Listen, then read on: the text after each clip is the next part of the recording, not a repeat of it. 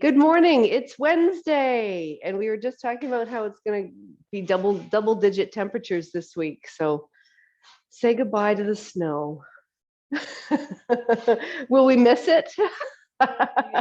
No, I think we're ready for a change. That's what I feel. I want to continue the exploration of standing poses today and add in something else, because last week it was very solid poses. Not that these aren't solid poses, but I want to literally shift into standing on one foot.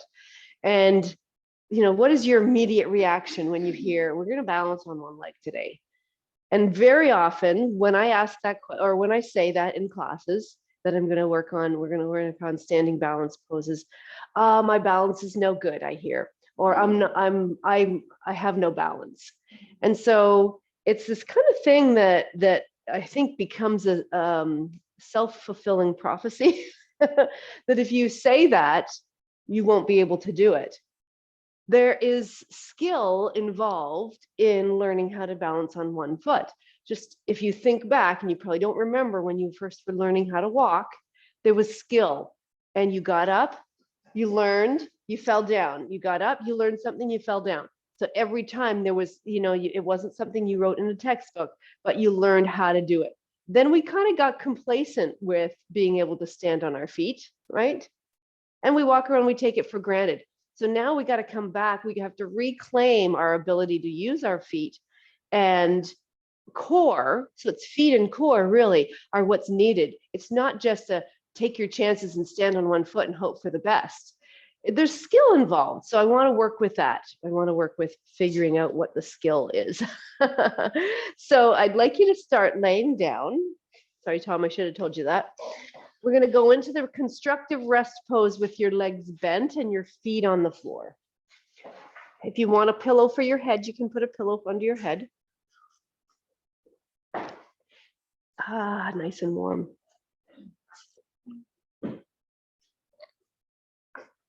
Hopefully can you hear, Janice, since you're looking at me, can you hear the hum of the filter? No? Okay, good. Then I won't worry about it. Let me know if it gets louder when I come over here. Okay, so lying down, bend your knees, put your feet on the floor. The constructive rest pose is the pose that I know for being able to center and ground yourself. I just got to remember what I said I was going to do.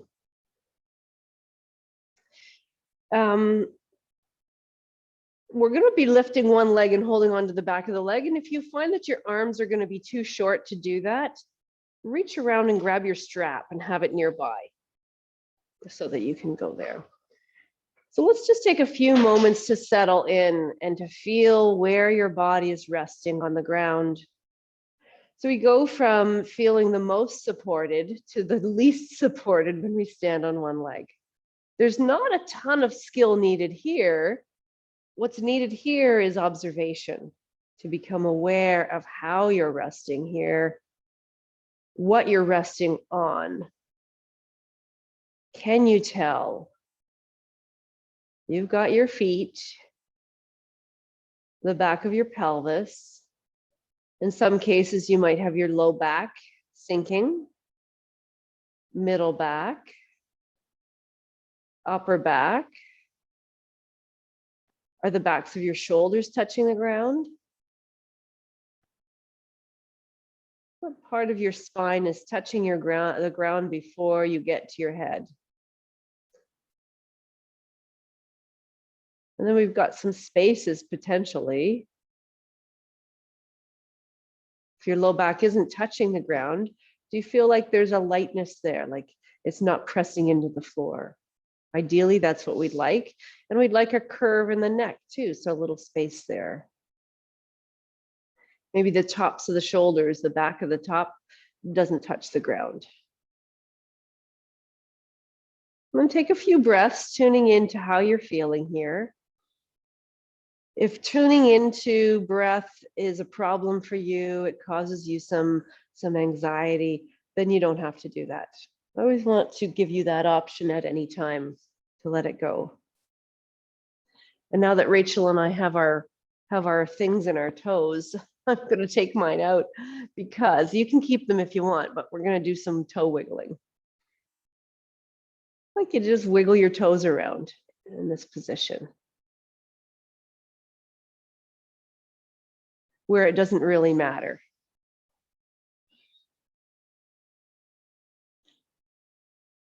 And so then let's get a little bit more specific with the toe wiggling.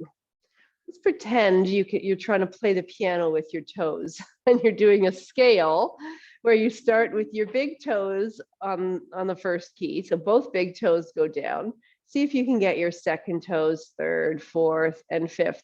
It doesn't have to be so precise, but I want you to repeat that. Lift all the toes and then go big toes out to your baby toes. Whatever it takes to get that movement. Doesn't even matter. I do it this way today so that it doesn't matter if you're doing it. So big toes, then second toe, third, fourth, fifth. You might be playing the piano with your fingers too. And last time from the big toe out to the baby toe. It doesn't matter if it's happening. I just want you to make the connection between your brain, your mind, and your feet. And then let's go the other way. Let's go baby toe to big toes. And then baby toes to big toes. So we're not gripping and squeezing the floor. When you're playing the piano, you want to have long fingers. So we want to have long toes here. It's harder for me to do from baby toe.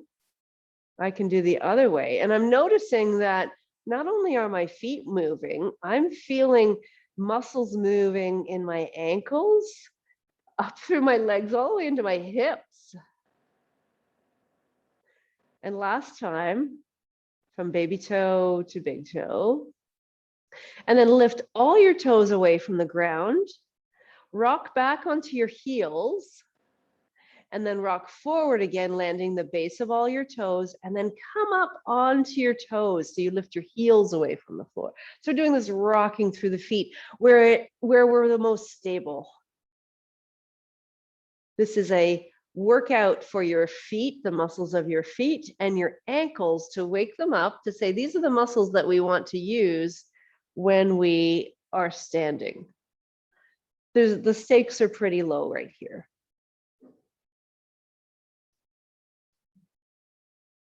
So we're rocking back and forth. We're using calf muscles, shortening the calf, and then coming forward and using your shin muscles. Tibialis anterior is at the front.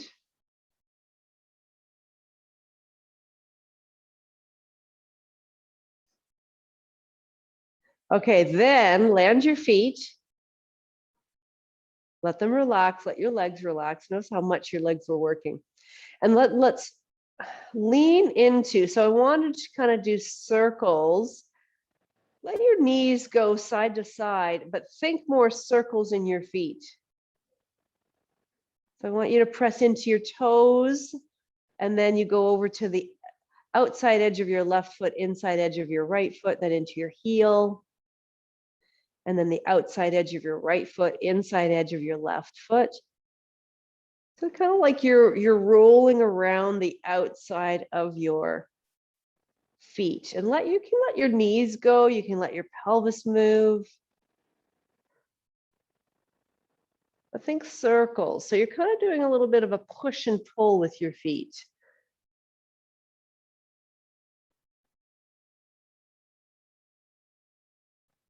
And then come back into the center. And lift up your right leg. This is where we're going to interlace hands behind the thigh. Again, if your arms aren't long enough, you can take a strap, a scarf, a belt, whatever you've got, a hair scrunchie, and hold on to the back of the leg. If you're using your strap, you can kind of rest your arms down here. So come right to the back of your thigh, Judy, instead of your calf. So we're here. Yeah, because I want you to be able to move your knee. So we're holding the leg steady wherever it can be steady. Notice if it changed your shape of your spine. And we're moving up and down.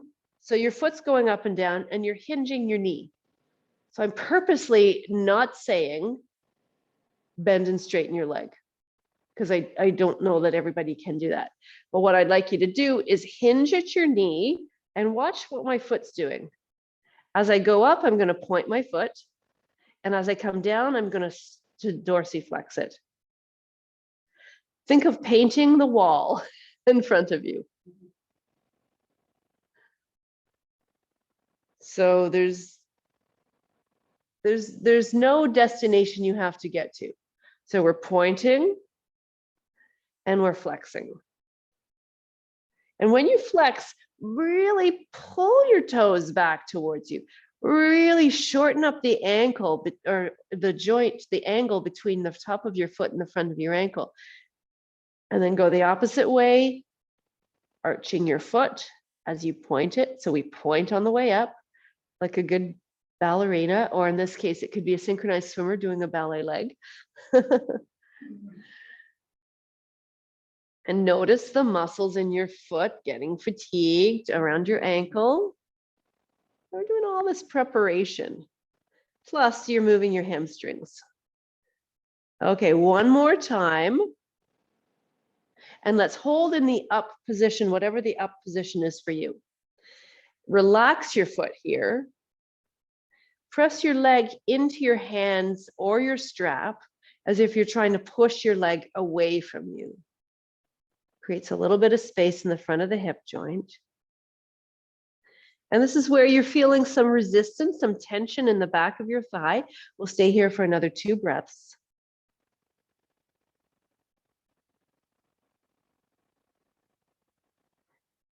And then at the end of the second breath, let your hands go, lower your leg down. Take your time lowering your leg. Notice how it gets heavier and heavier the closer it gets to the floor. And then when you find the floor or the bed, if you're on the bed, feel where it is and then just hover it above that surface. So we're lengthening out through the hip flexors on the right side.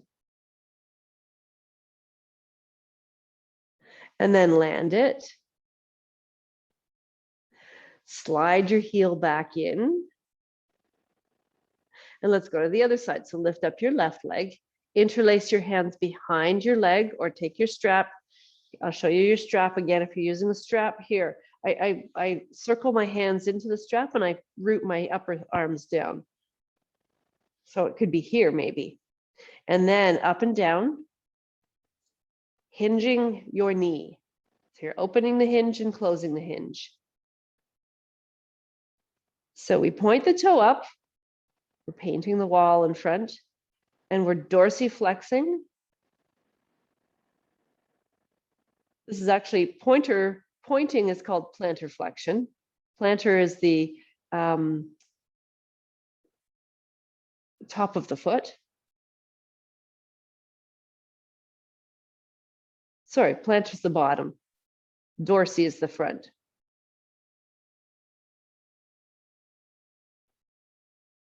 Up and down we go. Dorsiflexion. And you're kind of taking it to its maximum without putting a cramp in your foot. Just paying attention to what's happening behind your leg. And if you can, when you're dorsiflexing, when you're flexing your foot, bringing it around, see if you can spread your toes apart.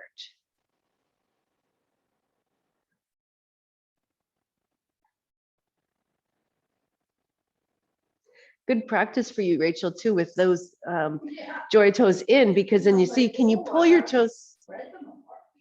Yeah, you're already spreading them apart, but then the action, then you're creating strength. Okay, last time. And hold in the up position, whatever that is. Relax your foot. Press your thigh into the strap as if you're pushing it away from you. And for a moment, pretend this is the leg that you're standing on.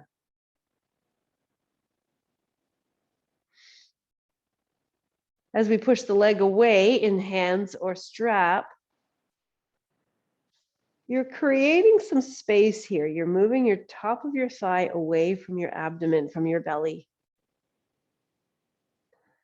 Okay, and then let go of your hands or your strap. Slowly lower your left leg. Move towards the ground. Keep it straight if you can as you lower it down. This is a functional movement for your hip flexor, the main hip flexor. Find where the surface of the ground is, whatever that is for you, and then just hover above it for a moment. So we're asking this muscle to be strong while it's long. It needs to be trained to do that.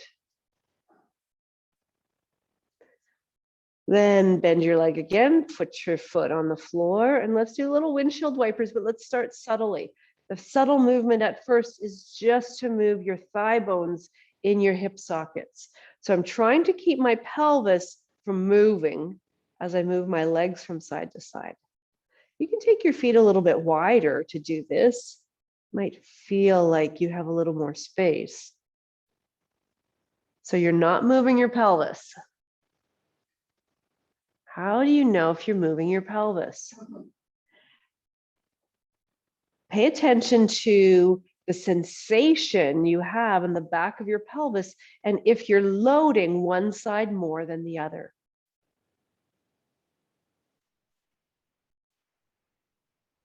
This helps us to move the thigh bones, the femurs in the sockets. Say, what kind of movement do I have there? So now let your femurs act upon your pelvis. So when your legs go one direction, let them pull your pelvis to that direction. And then when you come back up, let them pull your pelvis to the other direction. And as your pelvis gets pulled, we're going to try to keep the upper body still and quiet. You can take your arms out to the sides if that feels like it works for you, and allow your spine to do some twisting, some rotation.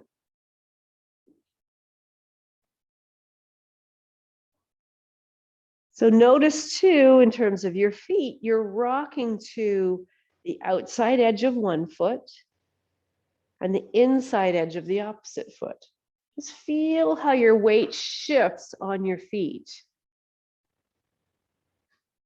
Think of this as rocking across the sole of your foot. Let's just do a few more. This is a wonderful movement. I love it. I'm going to put my toes back in while you're doing that. Finish off on whichever side you want to do one more, and whichever side feels the easiest for you to roll over onto your side and to come up from your side.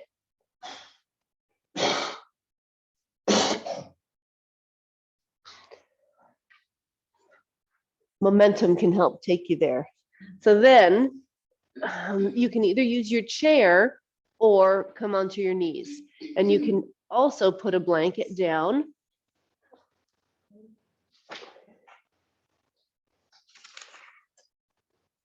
So it's table pose. If you're doing the chair, your hands are on the seat of the chair and you're standing.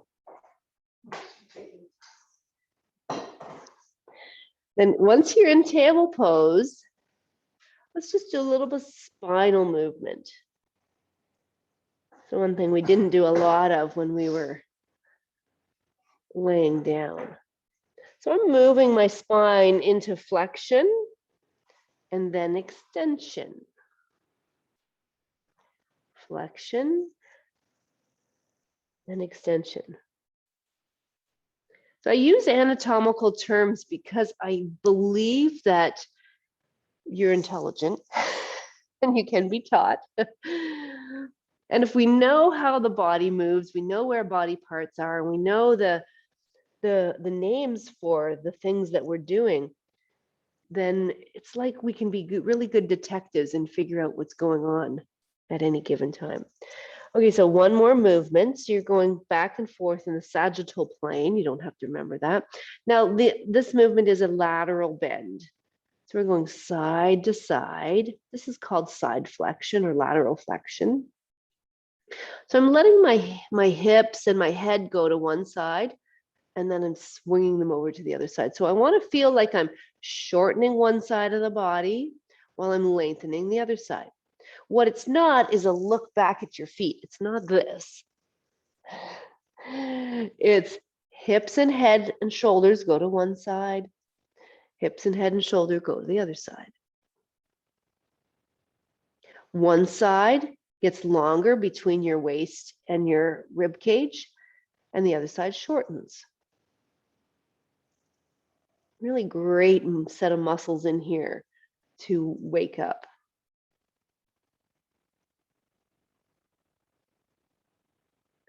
Okay, then back into the center, walk your hands back. If you're on your chair, you're gonna just stand up.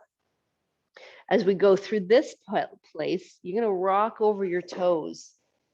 Do this a couple of times. See if you can rock over your toes. And then come and stand. And if you can't, that's okay. You come and stand, you support yourself as you come up. And here we are. Let's bring the chair in. What did I have first? Okay. We'll just have it. So there's no self-talk about I can't do something or I'm not very good at it. It is often a self-fulfilling prophecy when you say something like that. So we're going to say we can do it. I will work to the best of my ability to balance today. Okay? With no pressure to be good at it. Like it's not something you have to be good at. I want to work at a skill to develop it. That's all we're doing today. Okay? Pressure's off.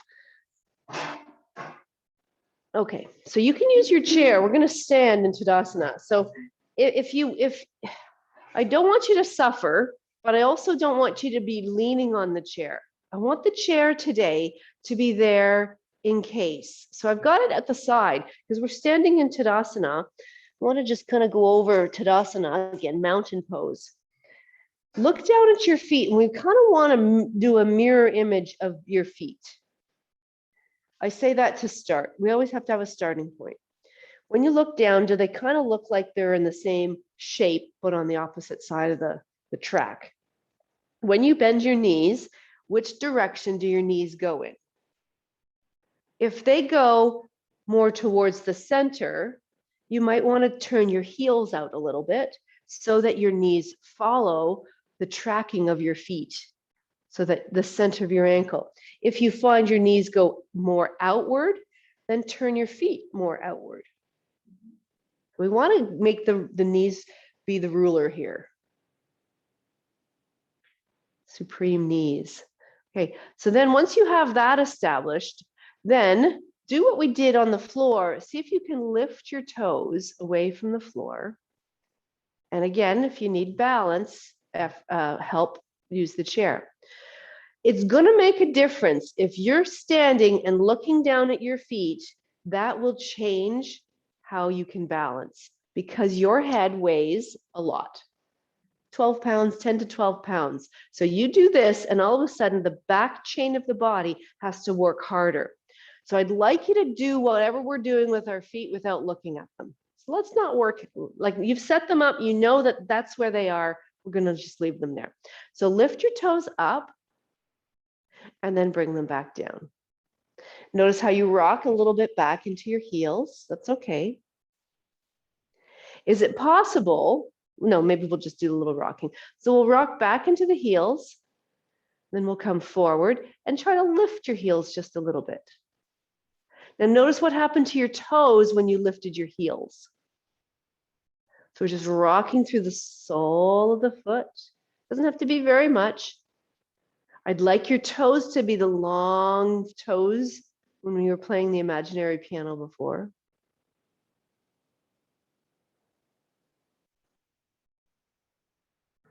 And you can kind of play with this. Maybe you need to bend your knees a little bit more. If I kind of come back and come onto my heels, I'm trying to get my ankles used to being being off balance. Stepping out or falling out of the pose just means you're learning. You're creating new pathways between your mind, your brain, and your body. Just like we did when we were little and learning how to walk for the first few times. Got up, fall down, get up, fall down, get up, fall down, get up again. You always got up again. Yeah, it's not so easy. Okay, one more thing. I'd like you to lean over so that you're more on the outside edge of your left foot, inside edge of your right foot, and then lean over to the other side. So we're rocking the feet from side to side. I'm letting my knees bend a little bit here.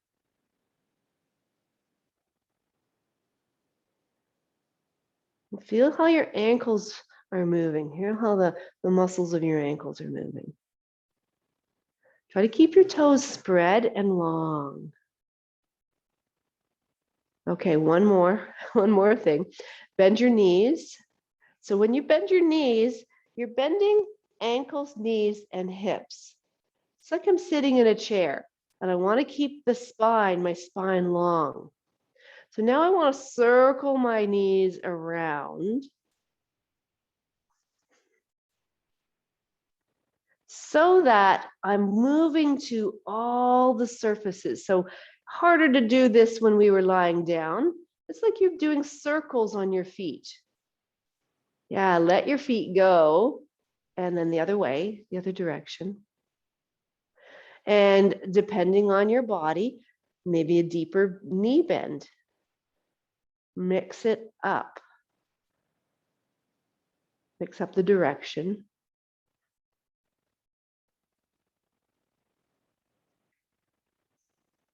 What we want to be able to do is have healthy feet and ankles. That means strong muscles, strong and flexible muscles. And if you don't do practices like this, how are they ever going to get stronger? We take it for granted that we can just walk around. And we can get by, but getting by, turns into a shuffle. And then a fall is like terrifying. So we have no defense against falling. Okay, then back into the center. Feel how you've woken up your feet from the bottom up. So I want to talk really briefly about the sole of the foot, big toe base, baby toe base, and center of the heel. This creates an arch here, and a little arch here on the outside. So now lift your toes up again, find the big toe base, find your baby toe base, let it be heavy, and the center of your heel. And think of your feet as tripods. Keep those tripods, but lay your toes down, play the piano, big toe, second toe, third toe, fourth toe, fifth toe. Yeah? Now let them be long and spread as best you can from where you're at. This is Tadasana. If you find that you're gripping and holding your breath, soften. I want you to be able to breathe.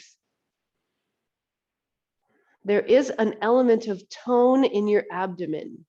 So if you bring your hands to the front of your hip points right here, and point your fingers towards the middle and slightly downward.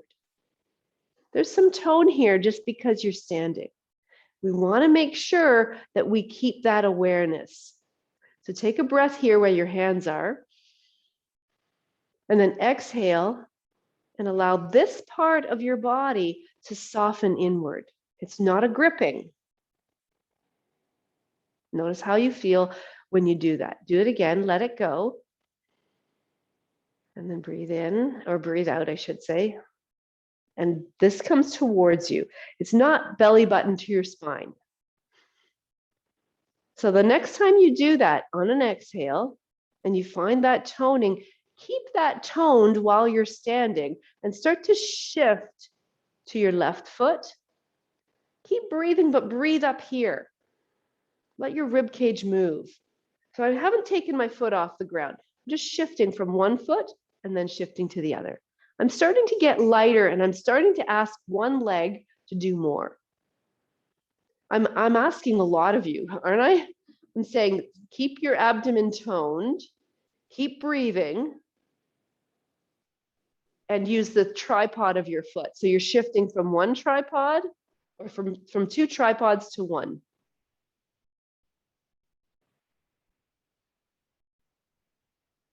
Shift over to the left. And again, you've got your chair there if you need to. Press down through your big toe base, baby toe base, and the center of your heel. Lift your heel of your right foot off the ground and rotate your leg outward and bring your heel, might need to slide it in a little bit, against your ankle. So this is your kickstand. You know, when you're riding a bike, when kids are riding a bike and there's a kickstand. Yeah, so it's there to help you. So I'm not asking you to take away the kickstand yet. I'm asking you to, with the kickstand, learn how to balance on your standing foot. So we're just standing here. We've got abdomen engaged, and we're breathing up here. I know it's a lot. So notice your balance here. Everyone in the room is really good. Notice when you lean on the kickstand more, that's the right foot, and see if you can work your way towards not leaning so much on the kickstand. I'm going to take 2 more breaths here. You know, this is going to translate eventually into tree pose. This is a version of tree pose. Okay, then turn your foot again, step it, and notice, oh, energized, all energized to the left side. So now you know what I'm doing. Shift over to the right. As you shift to the right, big toe base, baby toe base in the center of your heel. Toes are long. You've got your toes spread out like fingers. Lift your heel of your left foot. Rotate it. You can bring it in closer so it leans against your right ankle. It's a kickstand. I don't want to depend on it. I don't want to be leaning equally on both feet. I want to have most of my weight on my right, and left is for support. Because I'm training. I got training wheels. Notice when you shift, we have a lot of proprioceptors in the ankles. So a lot of nerves that are becoming aware of, are you balanced? Are you not balanced? This is all feeding the nervous system information. I want to feel, can you do it at this stage? And how much help do you need to be here? So it's not about doing it perfectly. It's about noticing what's happening. Big toe base, baby toe base, center of the heel.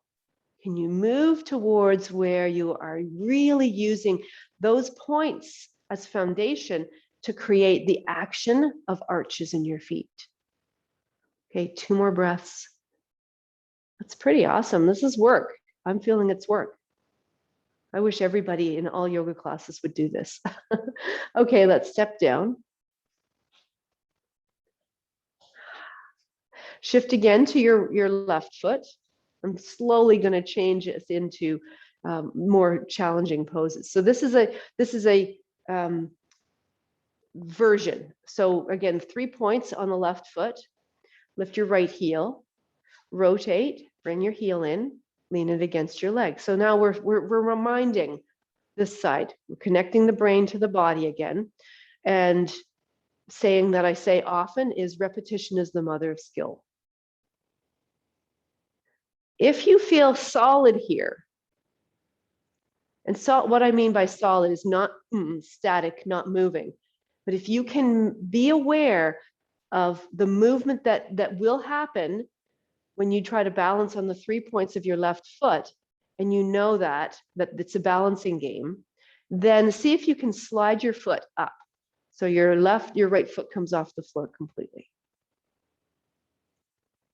Still work with what you've got. Notice the points on the sole of your foot Notice which one you want to lose first, or your body wants to lose first. Better not to look down. Keep your head tall on top of your spine. And if you don't, if it's not possible, you can hold on to the chair and lighten. This becomes your kickstand now. Lighten your touch to see, is it possible? Wow, steady, steady. Okay, let's step down. You can switch your chair to the other side if you want, if you're using your chair. And then put your weight into your right foot, big toe base, baby toe base, the center of the heel. If you have any questions about how I'm saying that, let me know. Shift so you can lift and bring your heel to your ankle. So we're doing this in stages so you don't just try to throw your foot against. We want to really establish what's going on here. And the other part that's helping you to keep stable is not just your abdomen, but your outer hip, your gluteus muscles, the medius and minimus. So if you feel supported, you can slide your foot up. It's not going very high. So it's interesting. On this side, I keep falling out into my outer edge of my foot. So my big toe base, I need to focus on pressing it down and staying connected to the earth. So whatever point is lifting, imagine there's a $100 bill under it and it's a windy day. And if you lift that part, the bill will blow away. We don't want that to happen. So whatever stage you're at, kickstand on the ground or kickstand using the chair, comes from your foot, and there's an energy that travels up. So stay lifted, lift up through the crown of your head. Hoo-wee, this is work. Okay, then let's step down. So we're going to do it again, but we're going to put a pose in between. Pardon? Yeah, is the one side often will feel harder. I'm going to move my chair forward a little bit so it's there, so I have it. I'm going to face the chair and step my right foot forward. Or sorry, that's my left foot. Left foot forward, right foot back. Turn your right foot. So you don't have to have the chair. That's just where it is. Yeah. If you need it. Yeah, if you need it.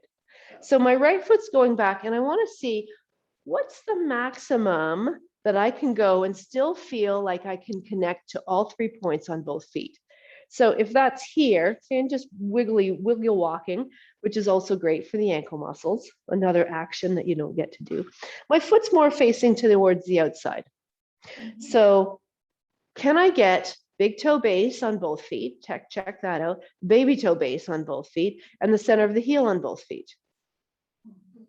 Okay, now turn your body and your pelvis towards the front leg until you find that same alignment we were looking at before, your knee in line with your foot. And bend your knee so it lines up in that direction. So we're going to bring the knee to be a little bit more vertical here. When you did that, did you lose any connection of the back foot? Yeah, so then come back out of it. Engage or come back and have your awareness in the 3 points of your back foot, and then bend your front knee again. Let's do that one more time. 3 points, big toe base, baby toe base, center of the heel in both feet. Bend your front knee.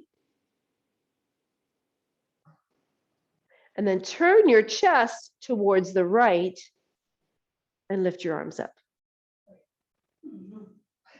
Yeah, which is the right. And then turn your head to the left and look out over your front hand. So this is a pose that will help us move into tree pose. Okay, bring your arms down. Straighten both legs. Turn. If you walked your foot out, you can walk it back in until you can turn and step. Second side. It is your right foot forward, your left foot back, and you turn your leg out. So it's not just turning your foot. We want the knee and foot to go together. And then you can decide, What's the furthest out you can go, knowing that you want to get this knee to face forward. And you don't have to keep your toes pointing straight out to the side. It's just a guideline. Where does that back foot need to go so that you can have 3 points? I'm right over top of 2 mats here, just so that you can have 3 points on each foot connected. Big toe base, baby toe base, center of the heel. Look over your front leg, let your pelvis turn forward. That's, I guess, my rib cage and pelvis all turn together. Then bend your front knee so it's over your ankle. That's number 1. We did it 3 or 4 times, I think, and then come back up. Notice, really important to notice if it's moving towards the left. It will want to do that. So you're going to check with your pelvis, check with your back foot, and move your knee forward. So no matter where you are, those 3 points on your feet are going to come in handy for your balance. Especially, I've talked about being thrown off balance and slipping, falling. We don't want that, but we can prevent falls and still, because we're training the body for movement that throws us off balance. Okay, last one, 3 points on each feet, bend your front knee. So I've got my pelvis here. So remember, we turned the pelvis and the rib cage this way. Now the rib cage turns to the left. So can you separate the movement of your pelvis from the movement of your rib cage? And the way you know you're doing that is your knee is not changing its position. Then your arms can come up, warrior 2. And then bring your arms back down. Turn if you need to. You can walk your back foot in. And step. Okay, we got tree pose again. Are you ready? I'm going to put my chair there, but you can have it right beside you. It's a just in case. It's a kickstand. It's a let's feel successful here. Let's feel like you're moving in the direction of balance. Okay, on your left foot, big toe base, baby toe base. I lift my toes up to help find that. Center of my heel, then I play the piano, laying my big toe down all the way out. Long toes. Lift your right heel. You even bring your hands to the rim of your pelvis, so you've got to wait. You can press down a little bit to wait. You can turn. See how you feel there. Now, let's not be premature in lifting the foot up. Just make sure, you feel solid here. If you feel solid, and what I mean by solid is not static, it's just I feel like I have the awareness to balance on those 3 points. Then maybe your foot comes up.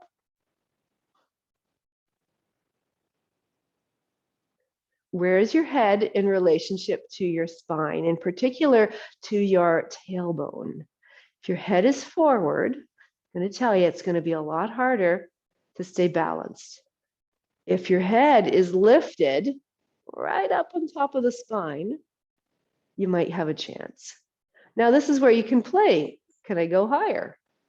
If I'm going to go higher, I'm going to push my foot in and push my leg in to create balance between both my leg and my foot. If you feel balanced there, you can say, okay, now what can I do to challenge my balance? Can I wave my branches around? What happens when I lean over one side? Take myself off balance on purpose. There's a lot, I'm feeling a lot of work in my foot. Okay, then come back to the center, whatever version you were doing. Foot comes down and stand. Yeah, really a lot of work on that standing leg. So right foot, big toe base, baby toe base, center of the heel. You okay, Randy? Yeah. Lift your left heel, rotate it out and lean your heel. If this is what it is today, then this is what it is today. There are no gold stars for going to the next step. There's no pass or fail. I want you to really get the the meaning of the class is that you are where you are. Accept where you are. And accept that you are a beautiful human being with lots of talent, lots of knowledge and wisdom. If you feel stable here, maybe lift. I've got my hands here to help remind me that I need to stand those 2 points, 3 points, I should say. Maybe higher. Then I push in my foot into my leg and my leg into my foot. Where's your head? Yeah, we get into this habit of looking down. Well, you're not walking anywhere right now. You don't have to have your head down. And then you can challenge yourself. You are a tree. This is tree pose. Your branches are waving in the wind. No, Tom's are not. It's a very calm, quiet day in Tom's world. Just become aware of what's happening in your foot and your ankle and your hip and your core. And then when you're ready, we'll step down. Yeah? It's amazing how when you really focus on the 3 points, how it steadies you. Exactly. Rachel's saying when you really focus on the 3 points, she's finding the experience that it does give her a sense of steadiness. Okay, one more pose just to really kind of throw you off. Stand. So here's the chair close to me. I'm going to walk away from the chair.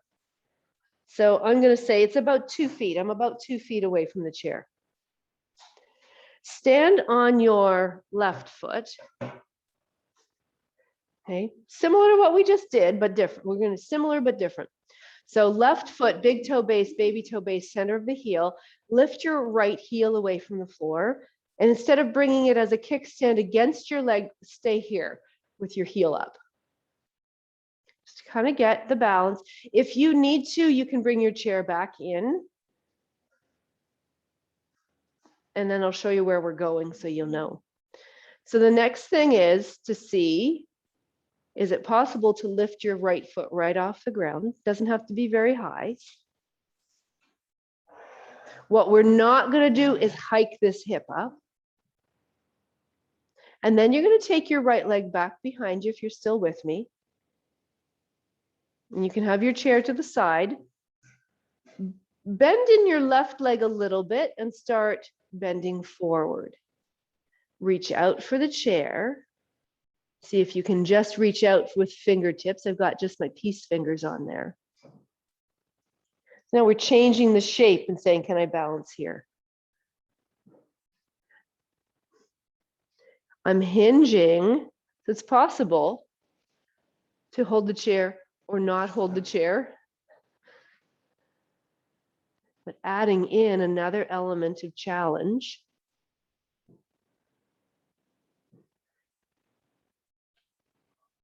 And step back down. So that's a warrior 3.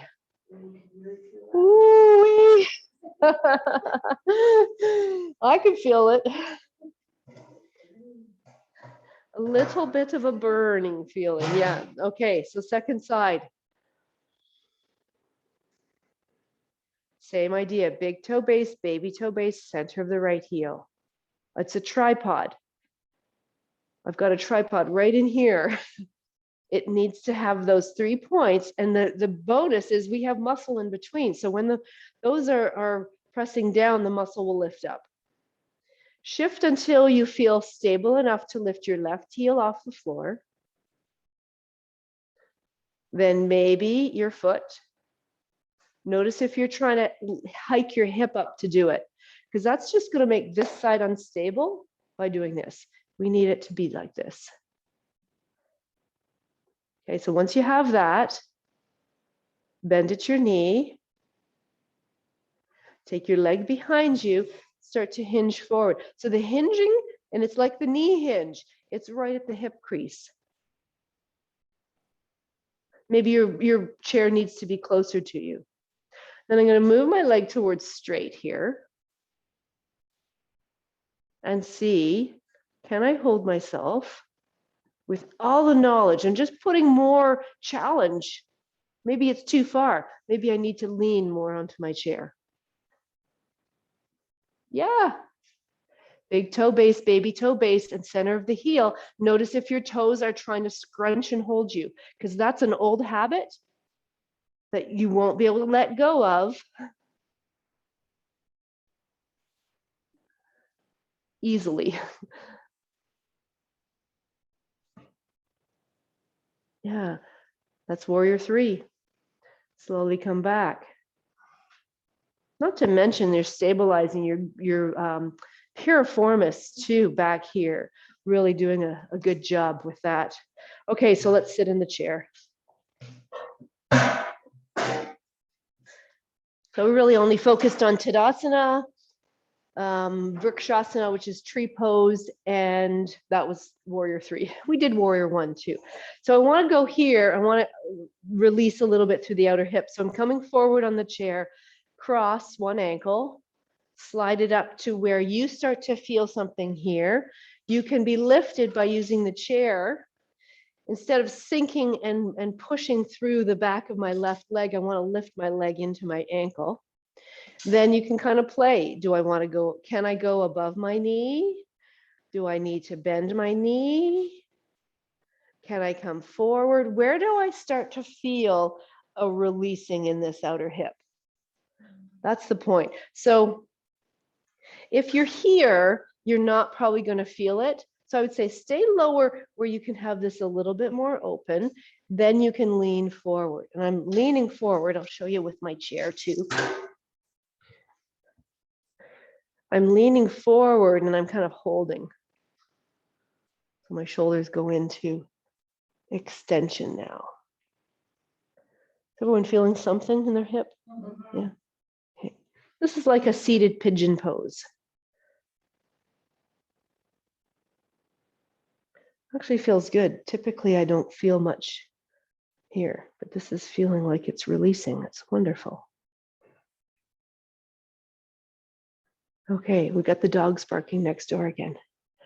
Those poor horses, they bark and bark and bark at their own horses. It's just a new thing. I don't know when it started or why, but they do it a lot. Okay, other side. So you start low and you kind of say, okay, can I go here? Can I go here? Can I go here? Can I go here? This would be the progression. Can I go here? When we come forward, we want to have this awareness that the front of the body is staying long. Because as soon as you start to do this, you're losing the effectiveness of stretching over here because we're kind of saying, okay, shorten it instead of lengthen it. Keep this long if you're coming forward. And it really doesn't matter where you are. It only matters that you're getting a releasing sensation in this outer hip and buttock.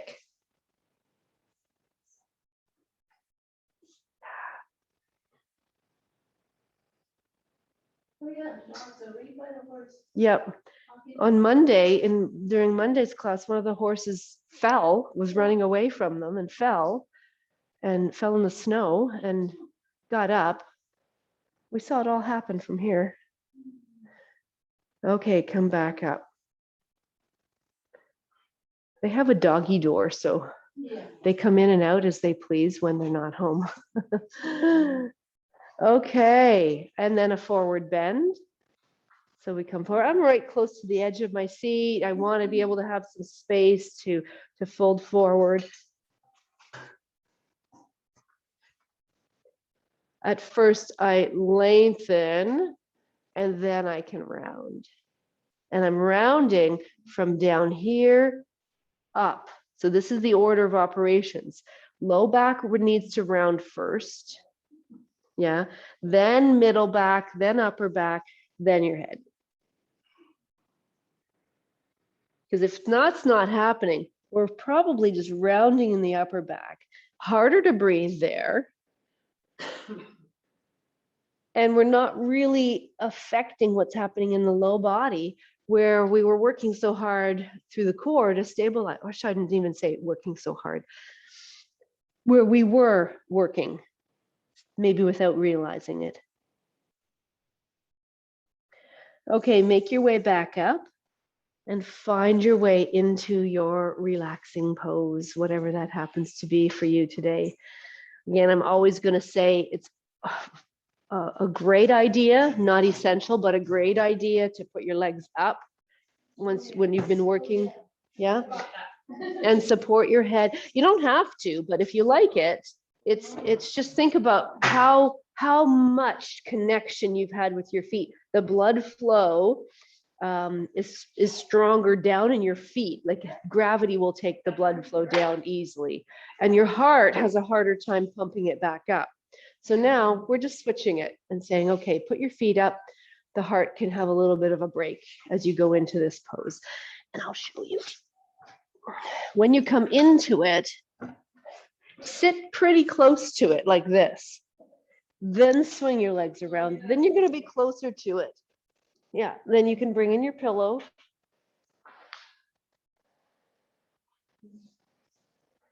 Put your towel down if you're in the studio. And there we go. That was good work today, everybody. We don't always do a lot, but we do a lot.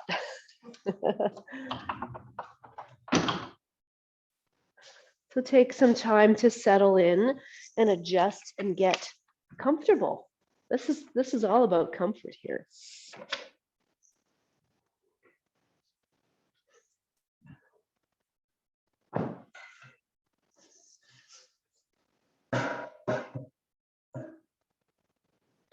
Unhinge your jaw and soften your face. See what else you can soften and release.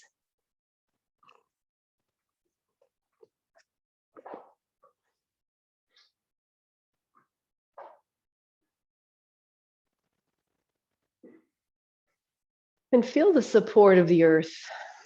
Whether you're lying like this with a lot of contact on the ground or standing on one foot, the earth is supporting you.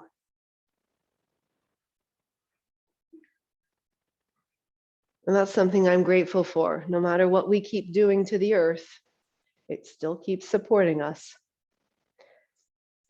I don't know if I would do that if I was the earth. But I'm grateful that it does.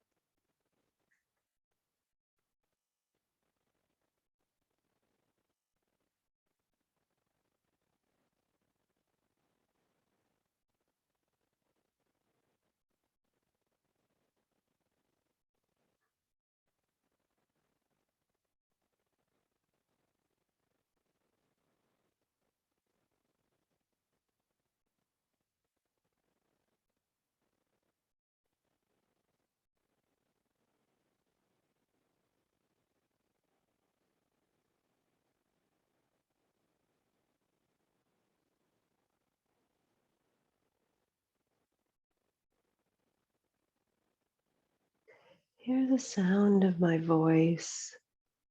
And you can decide if you want to stay where you are. In my opinion, Shavasana is never long enough. But hopefully it was long enough to allow the intelligence of your body to resolve any issues and to integrate the new awareness and the new rewiring of your brain to your feet and ankles. So find out what wants to move, maybe a little wiggle of your feet, your roll of your head, stretch, yawn, and make your way to sit if you're sitting. If you're not sitting, that's okay. And then just contemplate for a moment, what else in your life you might pre-decide that you're not good at, or just because you haven't been good at something in the past doesn't mean you can't become better at it. I was always terrible at directions, and people would tell me, "Gosh, you're so bad, you couldn't find your way out of a paper bag." And I decided I didn't want that label anymore. I didn't want to be saying that. I used it as an excuse. And I decided I just needed to become more aware and figure it out on my own and get a sense of direction. And you know what? I think I'm pretty good at it now. It takes time to change something. And the most important thing is you start with a belief that you can do anything you want. You put your mind to it. So thank you for joining me and standing on one leg like a flamingo today. Namaste.